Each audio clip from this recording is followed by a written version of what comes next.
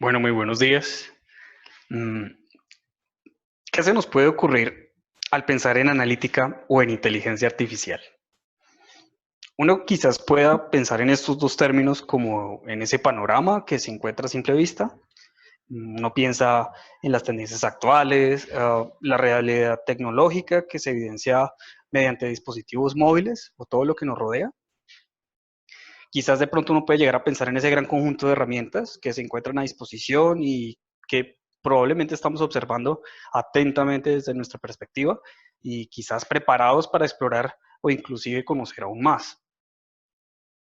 Hola, soy Ronald Rodríguez, soy líder de consultoría en inteligencia artificial y analítica y les doy la bienvenida a este primer webinar, el cual está orientado a mostrar algunos aspectos representativos de la analítica, la inteligencia artificial y cómo éstas pueden llegar a impactar a la industria. Antes de iniciar, quiero hacer una pequeña presentación de Vector.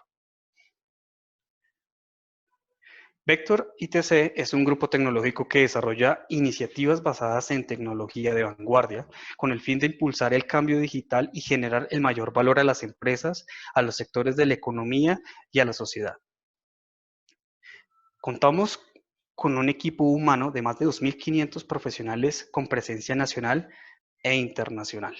Actualmente contamos con sedes en Estados Unidos, Perú, Brasil, México, Colombia, entre otros. En esta franja de tiempo iniciaremos con una breve reseña histórica en la cual hablaremos de algunos aspectos o puntos de referencia de interés en cuanto a la analítica y la inteligencia artificial. Una vez adentrados en el impacto que han tenido y que pueden tener esas perspectivas, identificaremos algunas de sus características y la forma en que pueden estar relacionadas. Posteriormente, se expondrá un caso en el que se evidenciarán los escenarios y oportunidades en los que se puede emplear analítica e inteligencia artificial. Y finalmente, tendremos una sesión en la que se podrán exponer preguntas o comentarios relacionados al tema tratado. Bien, ¿qué ha sucedido durante los últimos 70 años con todo este tema de la analítica? En realidad, el análisis de datos no es un concepto nuevo. Generalmente lo podemos referenciar hasta incluso después de la Segunda Guerra Mundial, en el cual ya se hablaba de estrategias o herramientas cuantitativas para la toma de decisiones. Posterior a la guerra, todo este conjunto de elementos vinieron a conocerse como, como la investigación de operaciones. Estas herramientas y estos elementos vinieron a ser parte de lo que se viene a conocer en esta etapa de 1970 y 1989 como la analítica de negocios. Es importante mencionar que la investigación de operaciones a partir de este punto tiene una influencia bastante fuerte en el desarrollo de la industria, concentrándose de gran parte en la gestión logística, los servicios financieros y la planificación de recursos. Durante esta época del periodo que les menciono de 1970 y 89, la investigación de operaciones apalanca el desarrollo, se apalanca en el desarrollo de la informática. Y a principios de este periodo, específicamente el 70, Edgar Cook define las primeras bases de datos relacionales. Por su parte, este año, Imon propone el concepto de Data Warehouse con un sistema optimizado para labores de análisis de datos y reporte. Posteriormente, se proponen los talleres para lo que posteriormente se conocería como KDD, que es de la sigla de de KDD, Knowledge in Databases, y sería uno de los principales referentes en las metodologías de análisis de datos.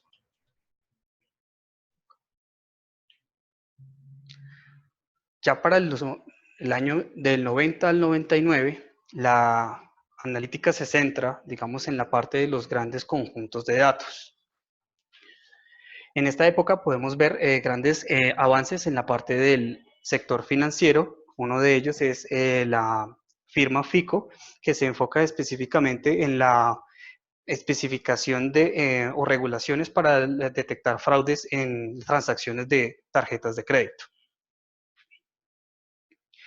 A partir ya del 2000 viene una etapa en la que todo este conjunto de herramientas que se vinieron desarrollando en todos estos años empiezan a ser disponibles para todas las personas. Es cuando ya no solamente tenemos unos métodos y unas tecnologías más maduras, sino que hay algunas herramientas que ya pueden estar a disposición de las personas a través de la nube o inclusive por demanda en instalaciones gratuitas o en muestras gratuitas como tal. En cuanto a la historia, es importante tener en cuenta las referencias que esto nos pueden dar, ya que independientemente de cuál sea nuestro objetivo como tal en nuestro proyecto de datos, es relevante tener qué características o qué estrategias han tomado en el pasado. Uno de esos ejemplos es el de la reinvención de la salsa de tomate. En este caso, alrededor de los años 70, se tenían, digamos, en cierta forma una lucha de marcas. En este caso estaba Prego y estaba Ragú. Estaban discutiendo por cuál era la mejor salsa de tomate, para lo cual, en este caso para Prego, llega esta persona, el doctor Howard Moskowitz, que por profesión es psicofísico, y encuentra patrones en la población. En este caso, él lo que encontró es que al menos un tercio de las personas que consumían salsa de tomate como tal, la preferían, en este caso, con trocitos extra. Aquí, digamos, lo que es importante recalcar es que para esa época, hablamos de los principios de los 80, si uno iba, digamos, a los supermercados, uno no encontraba salsa de tomate con trocitos extra. Entonces, esto, digamos, ¿cuál es la lección de esta historia? A pesar de que haya pasado hace ya unos buenos años, aquí nos da a entender que, primero, desde el punto de vista analítico técnico, es ver cómo, digamos, unos grupos representativos en cierta forma se convierten en un nicho de mercado y a nivel de negocio es en lo que podríamos definir como acoger la diversidad del mercado. Cuando ellos hicieron eso y lanzaron su primera salsa de tomate, su salsa de tomate con trozos, durante los 10 años siguientes a su expedición, por así decirlo, ellos pudieron amasar una fortuna de casi 600 millones de dólares. Y el doctor Howard Moskowitz posteriormente no solamente ayudó a Prego, sino que ayudó a otras marcas, como en este caso fue Ragú. Por su parte, la inteligencia artificial también tiene unos antecedentes que se remontan a la misma época, posterior a la guerra.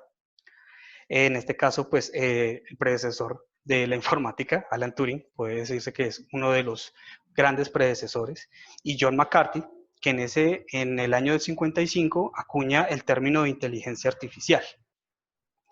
Durante esa época ya después del 60, se vienen a dar algunos avances, algunas aproximaciones para poder empezar a emular lo que se denomina como inteligencia, esa capacidad de poder solucionar problemas.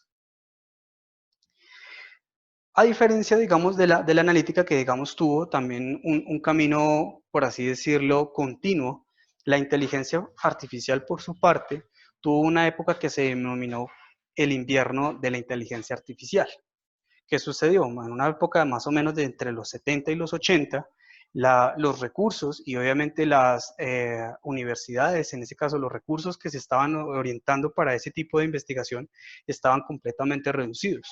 No habían, digamos, unas promesas específicas que pudieran de pronto traer la remuneración esperada para ello, y por eso es que, digamos, ese periodo de tiempo estuvo en cierta forma muerto para la inteligencia artificial.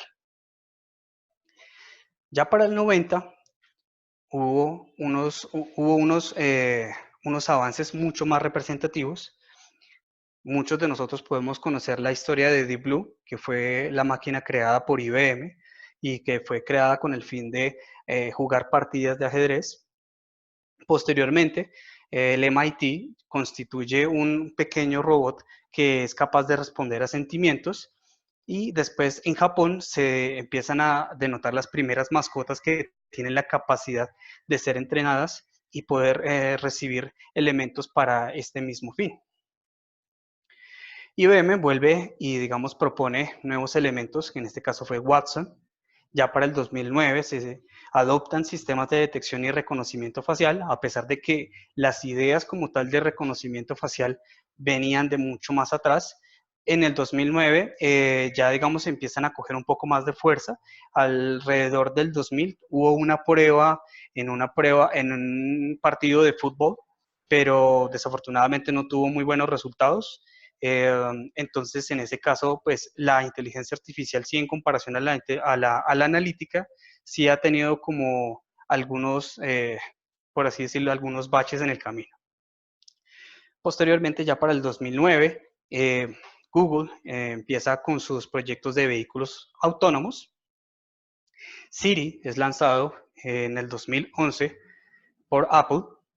Alexa, que es un asistente virtual para que las compras, y lo que conocemos como Sofía, que digamos es el robot que actualmente en este momento está provisto con inteligencia artificial general para entablar conversación con las personas. Existen algunos otros elementos aquí, como por ejemplo las entregas también que ha hecho Amazon, pero digamos que las que vemos en este momento son las más significativas.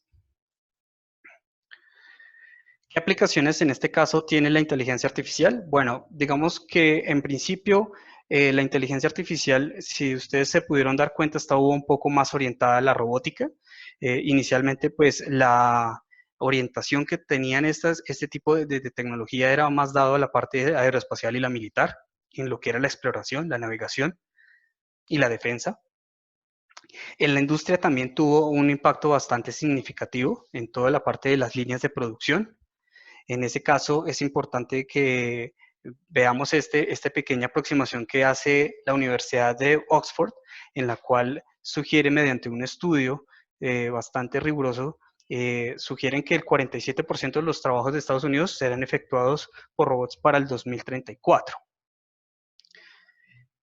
También, obviamente, la inteligencia artificial, que esa es, digamos, la que está un poco más cercana a nuestro contexto, es el de las aplicaciones de software. Nosotros lo vemos, obviamente, en las redes sociales, en la publicidad y el entretenimiento. Y últimamente, las aplicaciones de software están también, en cierta forma, posicionándose en lo que en algún momento se consideraba que era un elemento único en las personas, que era la creatividad. Digamos que aquí en cierta forma es importante aclarar que en realidad la inteligencia artificial no es que se esté concibiendo como tal como un elemento de creatividad, sino que en realidad ella está aprendiendo de patrones. Ahora, uno puede llegar a pensar, en realidad uno también aprende patrones. Cuando uno va al colegio, aprende patrones y después los establece en la vida real. Digamos, en este caso, un artista puede empezar a mirar cómo se pincela, cómo empezar a colocar los colores y posteriormente, pues, elabora nuevas obras. Entonces, en realidad, digamos que si lo vemos desde ese punto de vista, lo que es la inteligencia humana y lo que puede ser la inteligencia artificial puede ser en cierta forma similares, pero no quiere decir que la inteligencia artificial sea un proceso, por así decirlo, cognitivo igual al que tiene una persona. Adicionalmente, pues la inteligencia artificial tiene en este contexto también aplicación en la parte analítica y específicamente en la parte de economía, negocios, salud y bienestar. Pero veámoslos entonces de forma independiente para más o menos ver de qué se trata. Ok, vemos que ahorita hay una palabra o digamos un buzzword muy importante que son las ciencias de datos, ¿verdad? Si nosotros encamináramos o digamos tratáramos de ubicar la analítica de datos dentro de ello, estaría más o menos dentro de este elemento.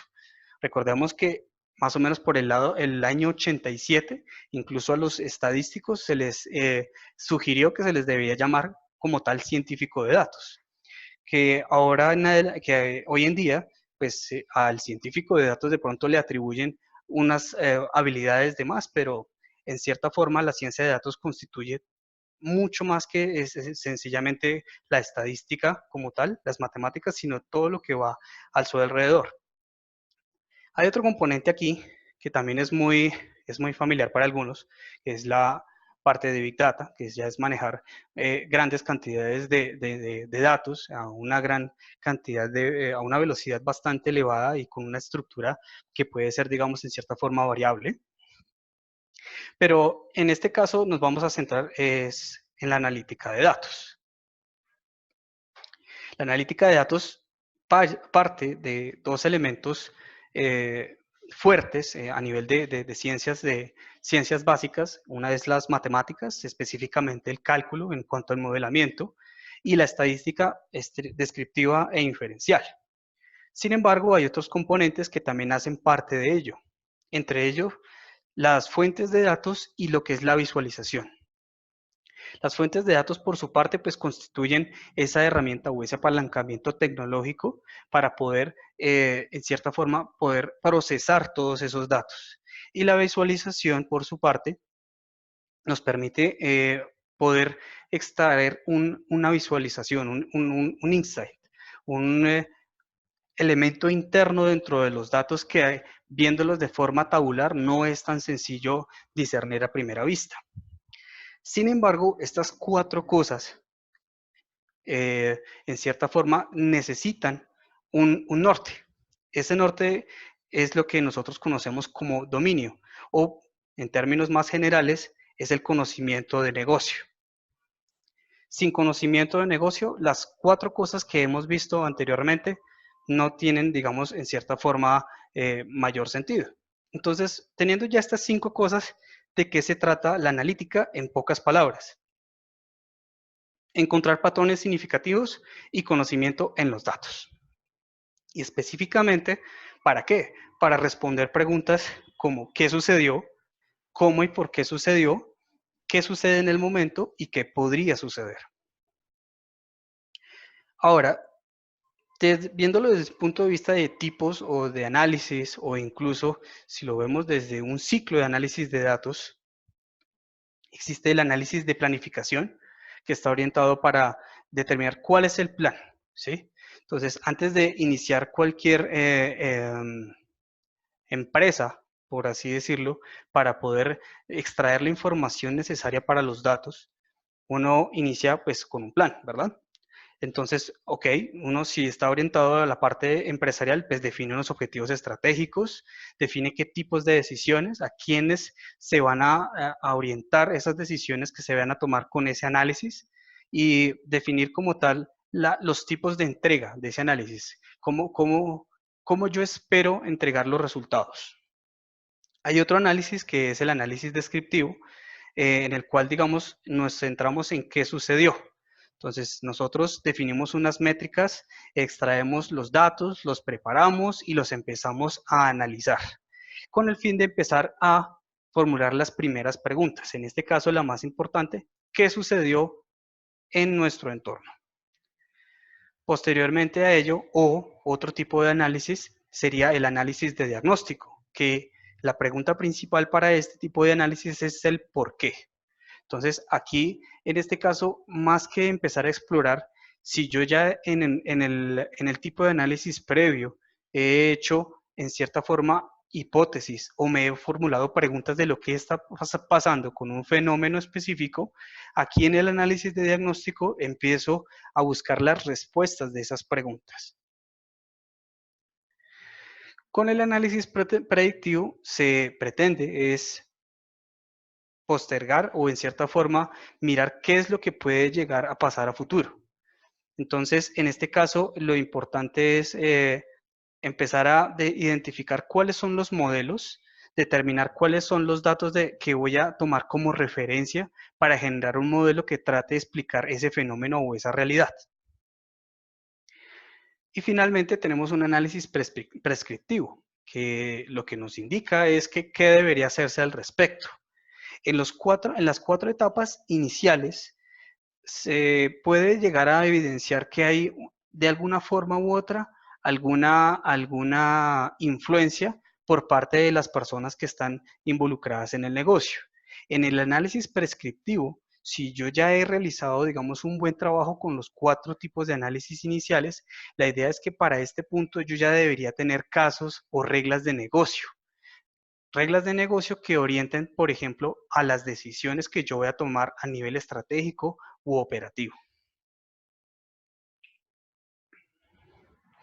Ahora, por su parte, la inteligencia artificial, y como lo había mencionado antes, es esa capacidad que tiene un organismo para poder superar obstáculos, ¿cierto? Las personas, cuando pues les colocan una tarea y automáticamente les cambian o de forma inmediata les cambian la tarea, las personas tienen esa habilidad de adaptarse de una tarea a otra. Con la inteligencia artificial hay elementos que pues digamos no son tan directos. No quiere decir que la inteligencia artificial hoy en día no lo pueda hacer, pero en efecto de eso se trata la inteligencia artificial, es esa capacidad que tiene el organismo para superar obstáculos. Sin embargo, dentro de la historia se han visto también unas aproximaciones con las cuales se intenta orientar esa inteligencia artificial. La primera, digamos, en cierta forma, está dispuesta con la prueba de Turing y lo que trata de hacer es actuar como un humano. Hay otra que es pensar como un humano, que es tratar de imitar los procesos de pensamiento, del cómo, digamos, la persona en realidad está llegando a un elemento o a un comportamiento. La parte de actuar de forma racional, digamos, es inherente a lo que son los agentes racionales, entendiendo por ser racional a alcanzar una meta específica. Por otra parte, está la parte de pensar de forma racional. El razonamiento lógico o inferencia se llega a partir de lo que se conoce como lógica de predicados.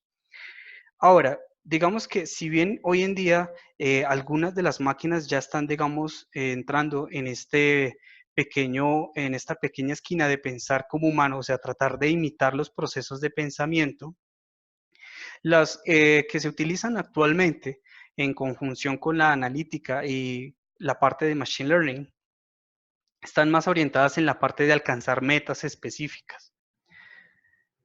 Si nosotros tratáramos de mirar la inteligencia artificial, machine learning estaría ubicado en ese punto que vemos allí, dentro de lo que se denomina la inteligencia computacional.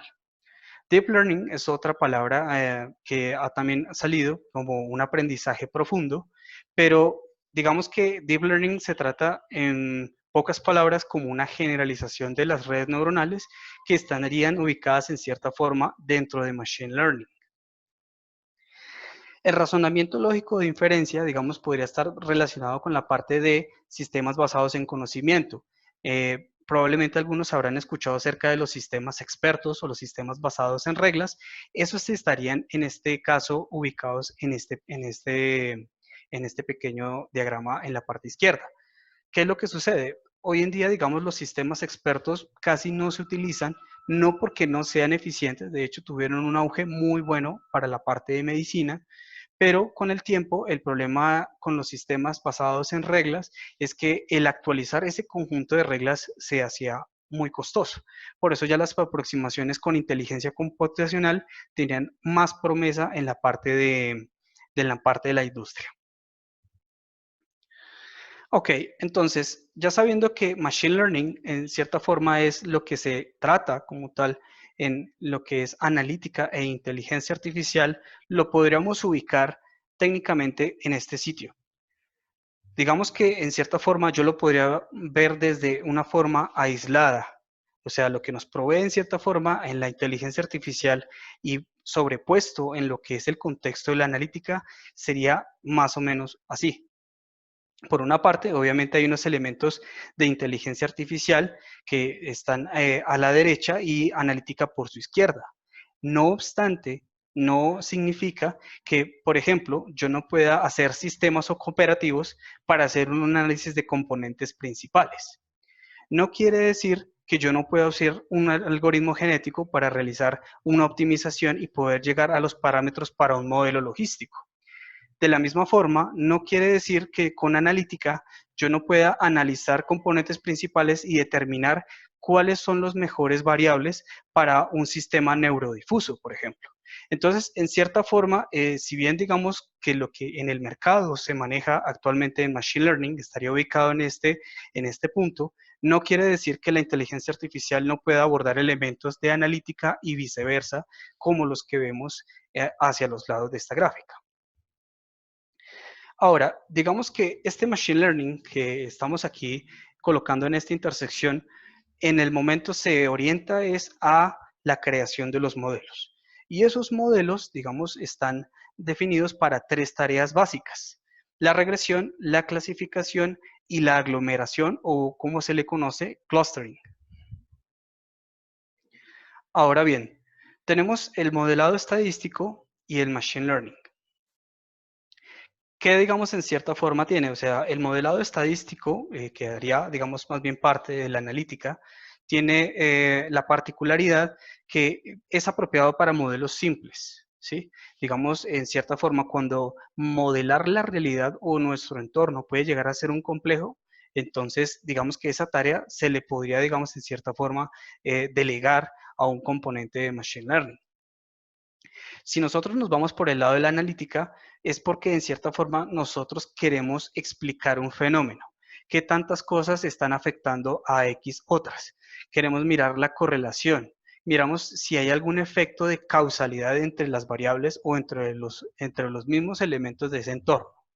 Por su parte, el Machine Learning está más orientado a la precisión del modelo, ¿sí? Digamos que obviando en este caso algunos elementos como lo que es el sobreajuste u overfitting, la precisión del modelo, digamos, es lo que más interesa aquí en la parte de Machine Learning.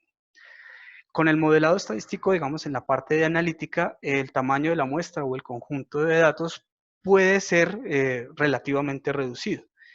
No obstante, como la inteligencia artificial, o en este caso el machine learning, los modelos que se generan aquí lo que buscan es generalizar. Entonces, luego el conjunto de datos que se utiliza para este entrenamiento debería ser significativamente grande.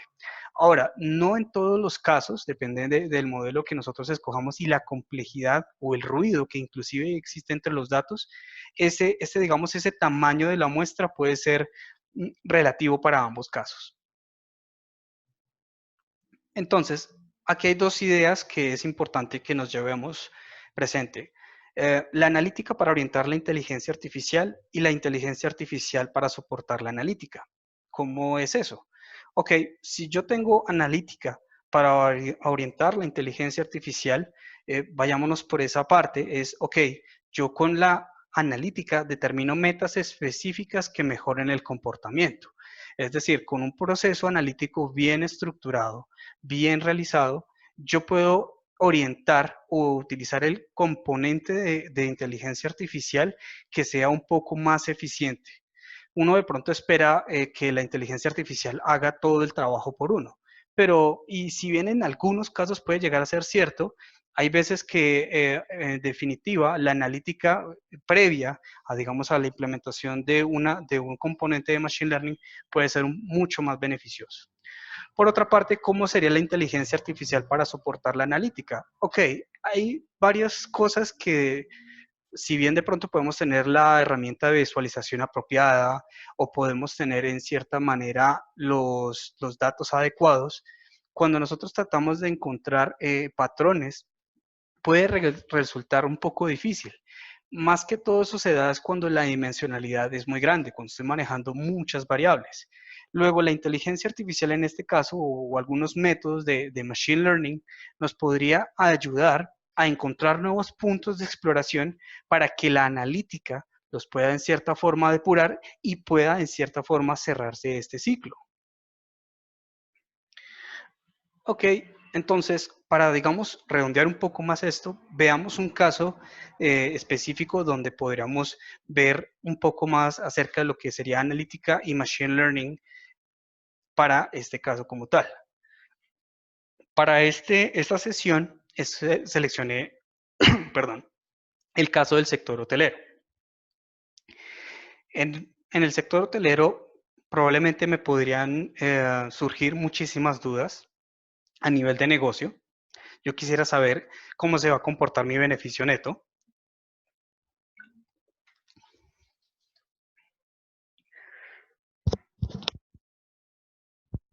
perdón, el porcentaje de ocupación del hotel y si de pronto hay un riesgo de cancelación de reservas. Por ahora vamos a irnos con el beneficio neto. Supongamos que yo tengo un conjunto de datos que responden al valor de ese beneficio neto que ha tenido, en el caso como tal, el hotel. Yo lo puedo graficar y puedo tener una aproximación univariada. Univariada quiere decir que solamente voy a ver la variable beneficio neto. Entonces, ¿qué pasa? Si bien en analítica y machine learning hay, digamos, en cierta forma aproximaciones, digamos, para este caso, yo podría atacarlo con serie temporal. En el caso de analítica, podría mirar métodos como el ARIMA o como el suavizado exponencial. Machine Learning también tiene por su parte métodos que pueden ser, por ejemplo, una red neuronal con propagación hacia adelante o un modelo autorregresivo no lineal, o en este caso un NARX con variables exógenas o sin variables exógenas. ¿Qué sucede aquí? Digamos que en cierta forma, estos podrían ser los posibles resultados si yo hago algún tipo de modelamiento de pronóstico sobre analítica y sobre machine learning. Si nosotros miramos la precisión y tomamos como referencia esta métrica que vendría siendo la correlación, el R cuadrado, en algunos casos, por no decir que en muchos, en Machine Learning podemos observar, digamos, que existe un comportamiento un poco más mejorado, o por así decirlo, mucho mejor en la parte de la precisión. ¿Cuál es la cuestión? De que en este caso Machine Learning estaría más dado a tener un beneficio de reducción de error, pero si lo hiciéramos con la parte de analítica, nosotros podríamos tener información adicional que Machine Learning en cierta forma no nos está proveyendo. Por ejemplo, variaciones estacionales o variación de tendencia.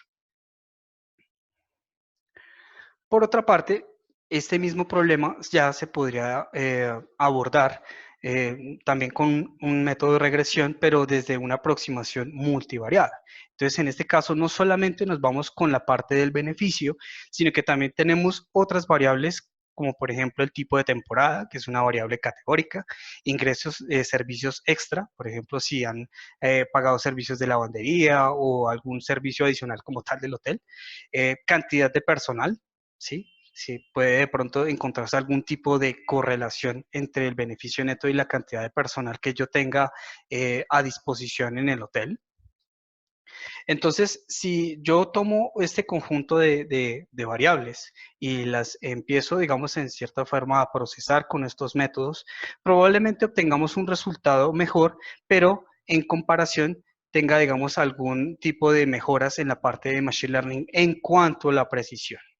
No obstante, la aproximación multivariada desde el punto de vista de analítica nos da el plus de que nos da un aporte de las variables. A uno le gustaría saber, ok, mi beneficio neto puede ser de $500 en el día, o en el año, o en el mes. Pero, ¿qué sería mejor? ¿Solamente verlo desde el punto de vista univariado o saber qué tanto me están aportando en este caso las variables a eso? Por ejemplo, que si el tipo de temporada es bajo o medio, ¿en qué porcentaje o en qué proporción me está aportando a esos 500 pesos o a esos $500? Entonces, digamos que eso sería la parte que yo tendría beneficio con la parte analítica en contraste con la parte de Machine Learning. Sin embargo, a pesar de que, digamos, las precisiones pueden ser, digamos, en cierta forma más mucho mejores para la parte de Machine Learning, también tengamos en cuenta que si yo tengo un conocimiento de negocio y lo combino con algo que se denomina como la ingeniería de características, entonces, en cierta forma, yo voy a poder tener un posible incremento de la precisión. Pero en algunos casos, no en todos, depende de la complejidad de esa ingeniería de características, vaya a tener de pronto una posible pérdida de la explicación. Ok, otras aplicaciones que se podrían, digamos, tener ese contexto sería la de clasificación de reservas, perfilamientos de huéspedes y funciones logísticas. Si nosotros viéramos, por ejemplo, el primero, podríamos en cierta forma llegar a clasificar si hay algún tipo de cancelación de reservas o qué tan probable es que una persona me cancele la reserva. En el perfilamiento de huéspedes también me puede servir para determinar qué elementos en común pueden, digamos, determinar el comportamiento del cliente. Y en funciones logísticas, ya digamos, esta última parte, más que en sí el Machine Learning que hemos visto hasta el momento, sería como devolvernos un poco a lo que se denominaba investigación de operaciones, específicamente lo que es programación lineal, y en qué nos podría servir, digamos, analítica de Machine Learning. Ok, si yo quisiera mirar la parte de optimización de costos de actividad, rutas de desplazamiento o restricciones de negocio como tal, yo puedo irme por métodos en analítica como el simplex o desde el punto de vista de inteligencia artificial con algoritmos genéticos. Obviamente, este tipo de elementos es ya, como lo bien lo mencionaba, en esta etapa en la cual nos encontramos ahora, que es la de democratización de herramientas, ya podemos disponer de varias de ellas para poder visualizar, explorar, extraer, preparar los datos y con ello poder realizar ese trabajo que nosotros esperamos a nivel de análisis o a nivel de machine learning. Para ello, entonces, en cierta forma, si ustedes están interesados, los invito al próximo webinar que se va a efectuar el próximo 18 de septiembre, en que se relacionarán elementos de arquitectura.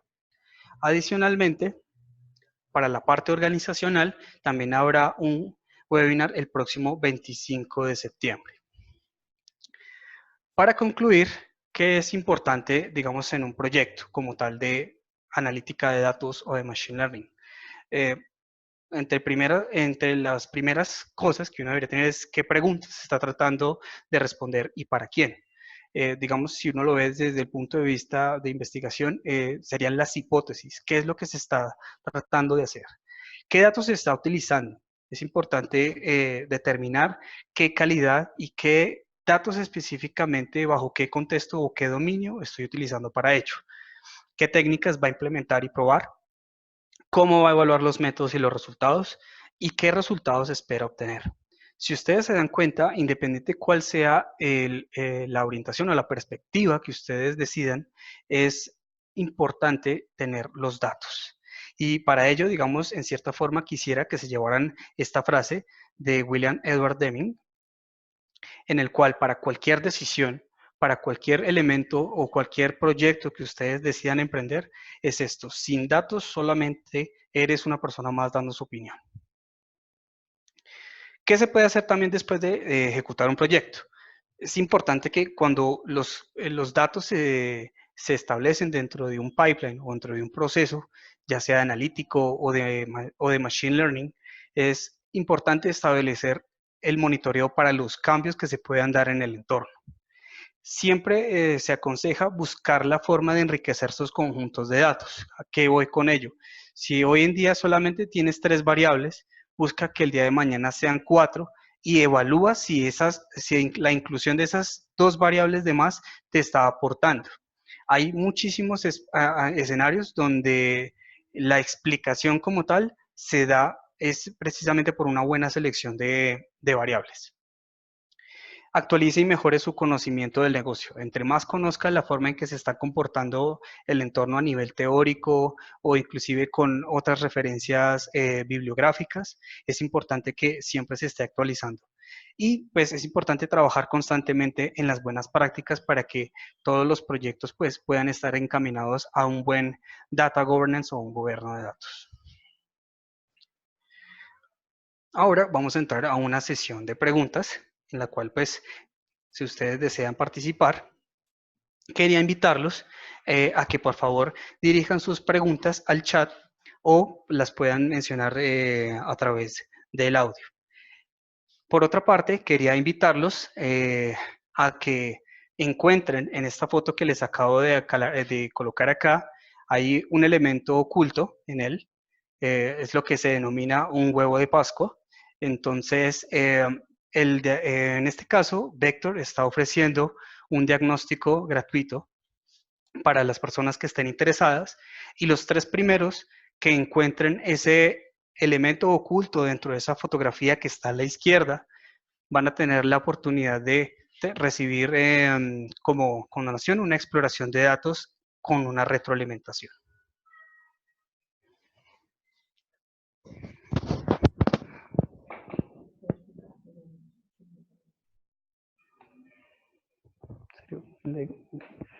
En este momento creo que Sergio Castellanos tiene una pregunta, ¿verdad?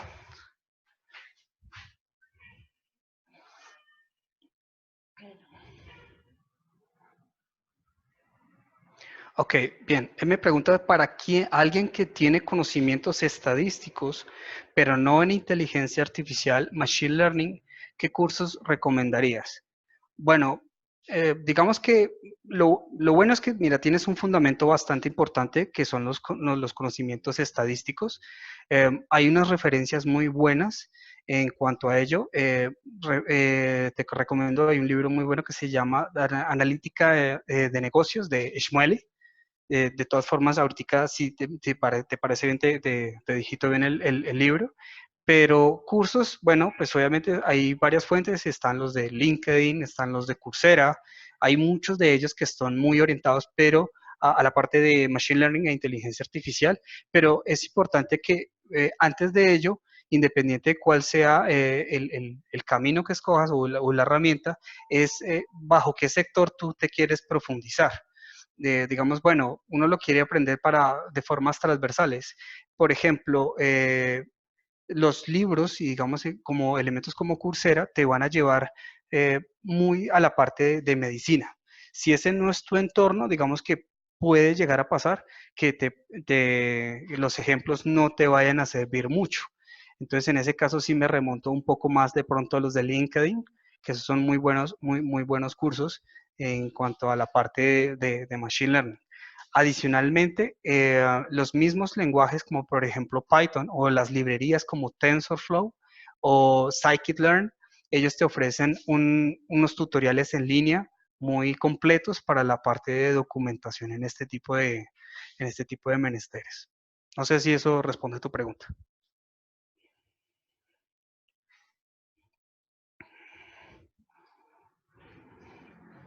¿Alguien de casualidad tiene alguna pregunta?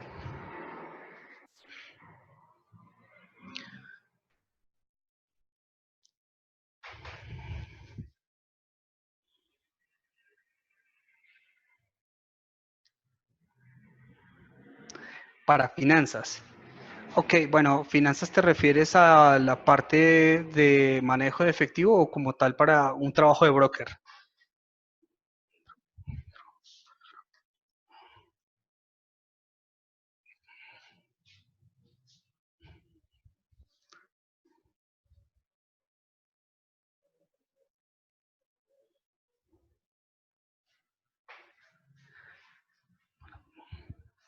Ok, para fintech y análisis de Big Data. Bueno, digamos que aquí hay dos cosas. La primera es que, bien, si tú te vas por solamente la parte de Machine Learning en este momento, bien, tú puedes estructurar primero la parte del conocimiento que necesitas en Machine Learning.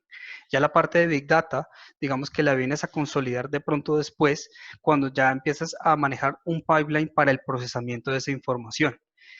Eh, digamos, un curso específico en este momento no lo tengo presente para FinTech, pero lo que sí te puedo decir es que para específicamente en Machine Learning, puedes tomarlo como las librerías como tal, y para la parte de Big Data, sí, pues también lo puedes, bueno, mirar por LinkedIn o lo puedes mirar también por Coursera. Teradata también tiene algunos tutoriales específicos. RapidMiner también, digamos, en cierta forma, también pues, es una herramienta como tal, pero tiene unos tutoriales muy buenos para empezar a explicar y ahondar sobre lo que es Machine Learning, digamos, con este conjunto de datos. Pero ya que hablas de FinTech y Big Data, sí sería, digamos, primero, o que te fueras por la parte de Big Data, donde tú, en cierta forma, procesas primero la cantidad de información que necesitas para el entrenamiento o procesamiento, y posteriormente a la parte de Machine Learning o viceversa. Vicky Arias pregunta, ¿cómo puedo abordar este tipo de proyectos en nuestra empresa cuando tenemos problemas de calidad de datos?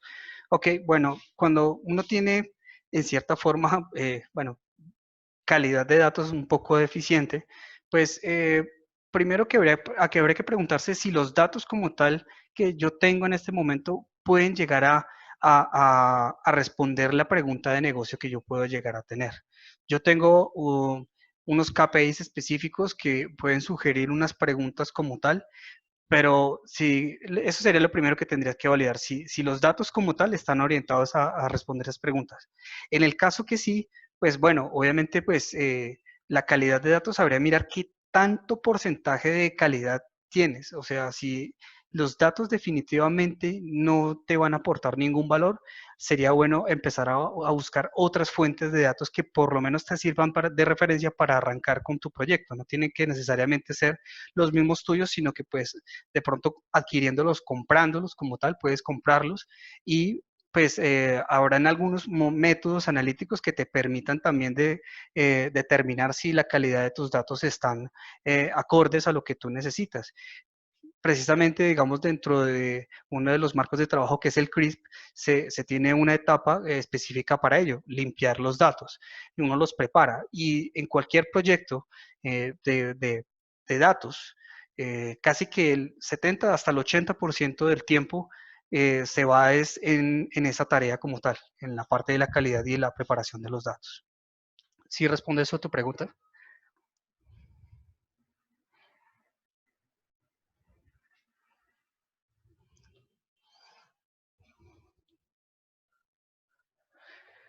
Pregunta Marco Antonio. Marco Antonio, ¿qué lenguaje de programación nos recomiendas que deberíamos conocer para IA?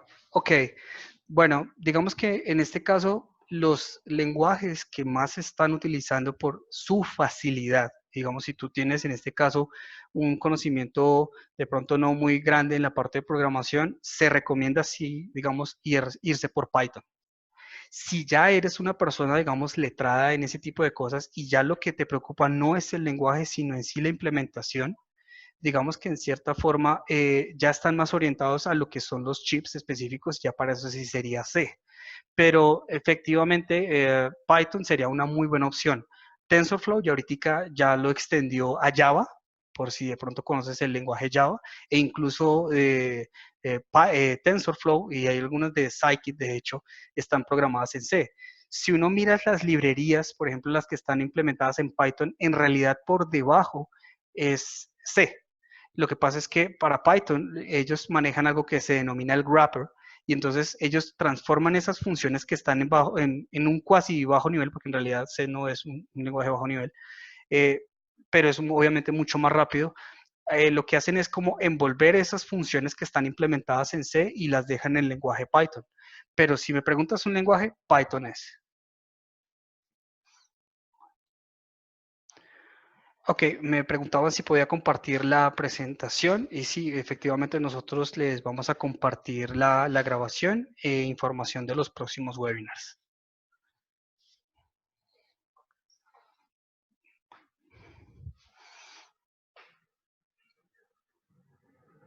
Ok, lenguajes de bajo nivel. Bueno, si vamos a lenguaje de bajo nivel, ¿qué quiere decir esto? Por ejemplo, vamos a implementar una red neuronal, ¿vale? Ya digamos en cierta forma el procesamiento o el cálculo de los pesos que tendrían las neuronas estarían, digamos, ya o previamente definidos o hacerlo en un componente como tal, que permita, digamos, la actualización de esos pesos. Entonces, sería, digamos, un componente electrónico EEPROM y ya un lenguaje de bajo nivel, pues sería Assembler, ¿sí? Eh, Había uno muy, bueno, claro hasta que ese ya no se utiliza, pues ese era Fortran. En las primeras aproximaciones, por ejemplo, como ELISA, estaban hechas, por ejemplo, en ese tipo de lenguajes. Pero en este momento, digamos, más que a bajo nivel, digamos, sería más que todo Assembler, pero si estás, digamos, ya con la tarea de hacer la implementación en un chip, en un circuito integrado, ¿sí? Si ya lo quieres hacer en algún elemento adicional, como por ejemplo que tú te vayas a programar en una tarjeta como tal de video, te sugiero que te vayas por CUDA, que no es en sí C, en realidad es basado, o digamos, es una cuasi copia de lo que es el C, pero no es C. CUDA, digamos que es un entorno de trabajo y un lenguaje que sacó NVIDIA para sus tarjetas de video. Sí, responde eso a tu pregunta, ¿verdad?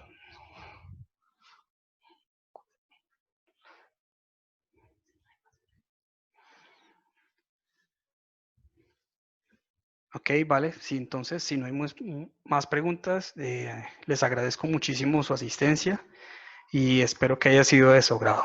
Les deseo un muy buen día.